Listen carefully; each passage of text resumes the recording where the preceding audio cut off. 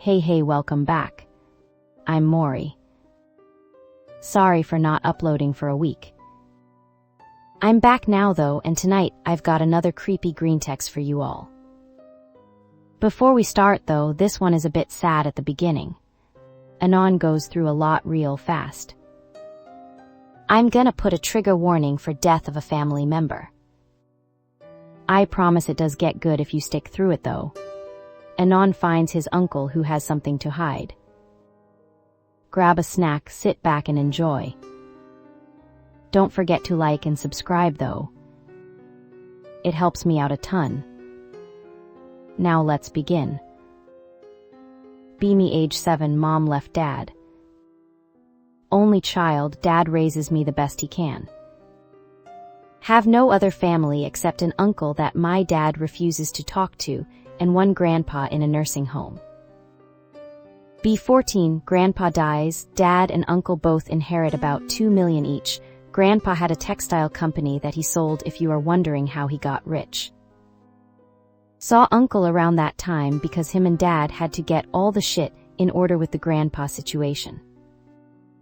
He's glad to see me, we talk and catch up a bit.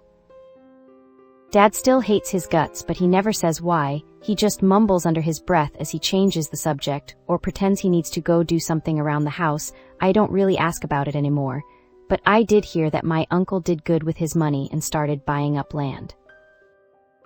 Fast forward to high school, we find out dad has cancer in his throat. Try to be optimist, but it doesn't look good. Use up a lot of the money on treatment. I postpone going to college to stay with him so he isn't alone.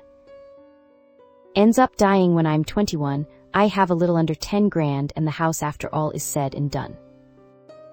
Work shitty jobs here and there, get girlfriend, she cheats on me after 2 years. She lives with me so I can't kick her out right away, say fuck it, take an extended amount of time off from job and drive off to get away from the situation, have no one in my life that is close to me now, feel hopeless and depressed.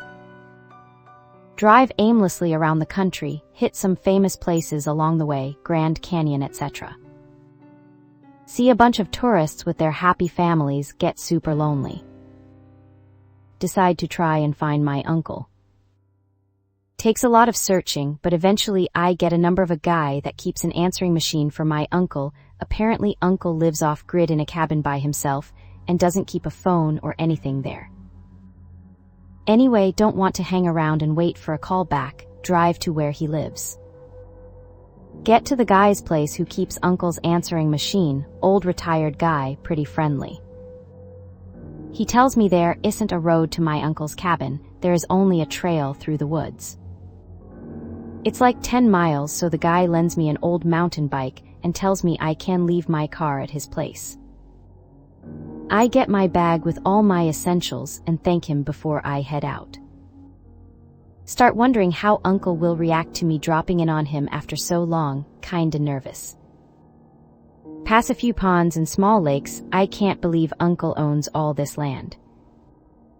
Get to cabin, uncle is outside and staring at me like a psycho, he seems kinda paranoid.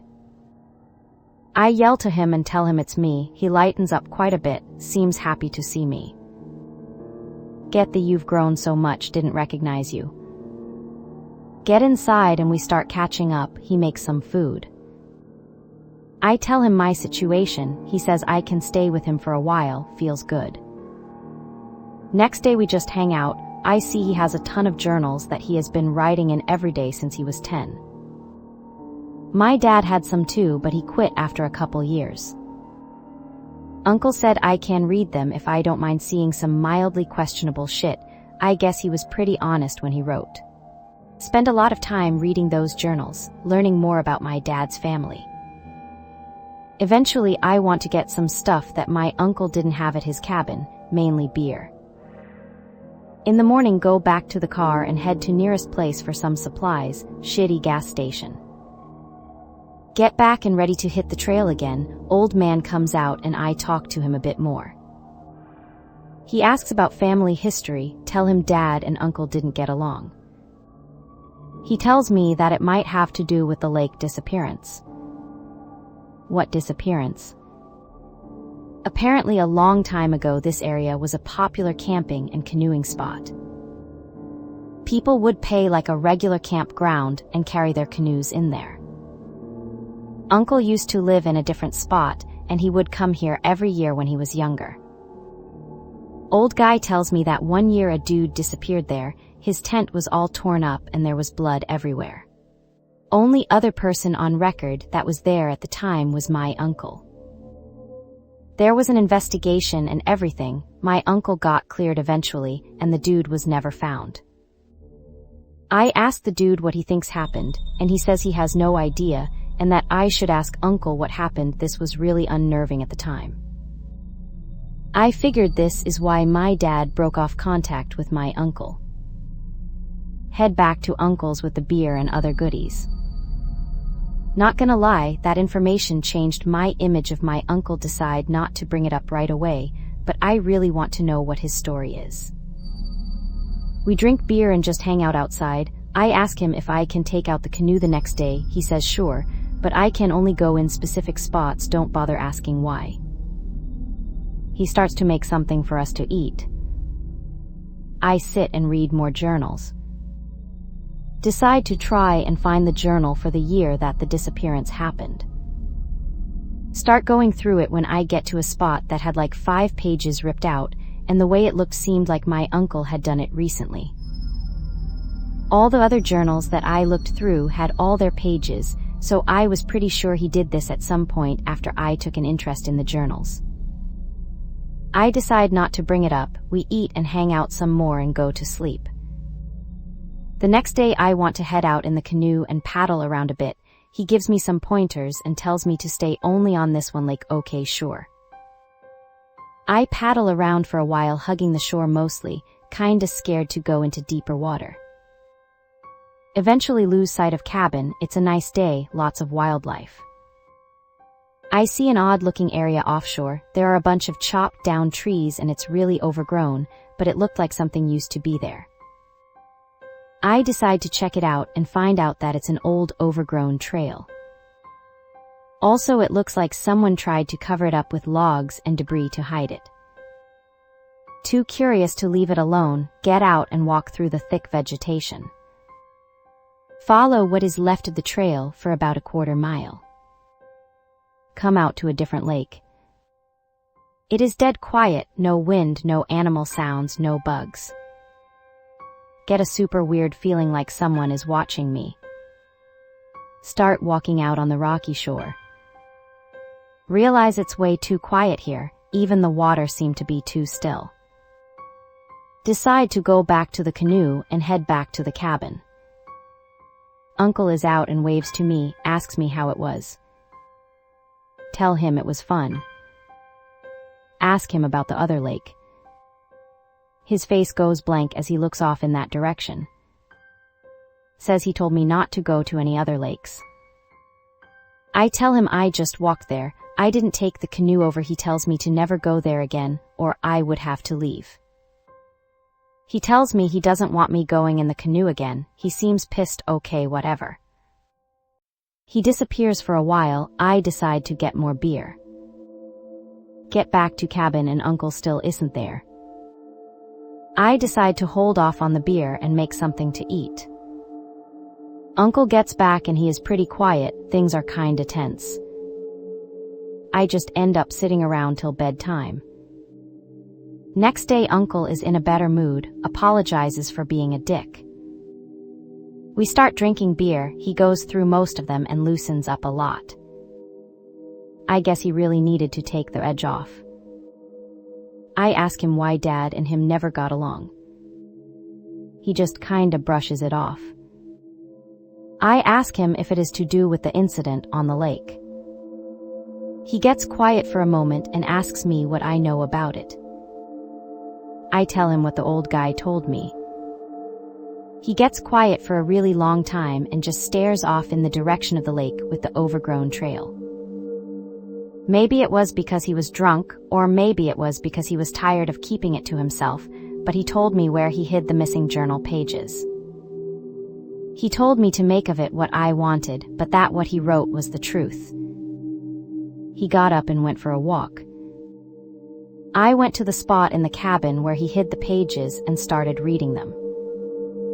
First page is from the day before his trip out. It didn't really have anything too interesting on it. Mostly a list of all that he took on his camping trip, and what he ate and the weather, which he documented every day.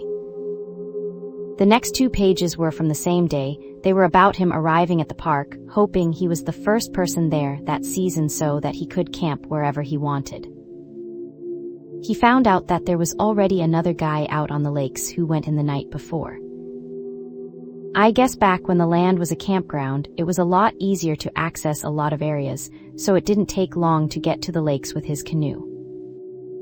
He had a specific lake that he liked to stay at, and he was hoping to have it all to himself, or at least his favorite spot, which was a small island in the lake. When he got onto that lake, he saw smoke on the island and a red tent, so he was disappointed that his spot was taken. Eventually, he settled onto a small peninsula that had some trees on it.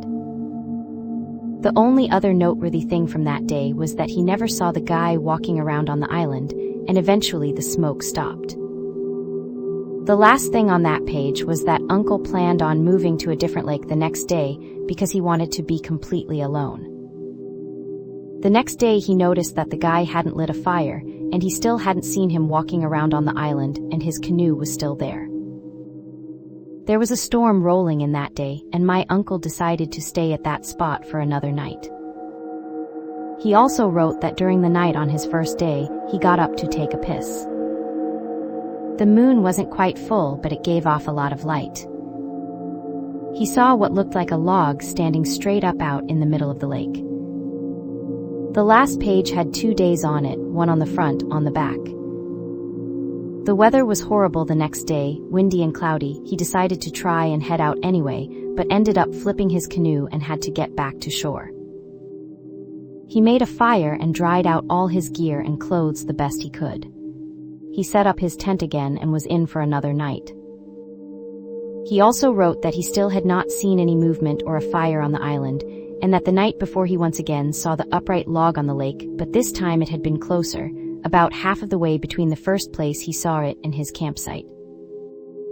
He also noted that it was not visible during the day. From what I had read up to that point, I didn't understand what was so bad about this that he would try and hide it from me. That all changed when I read the last entry.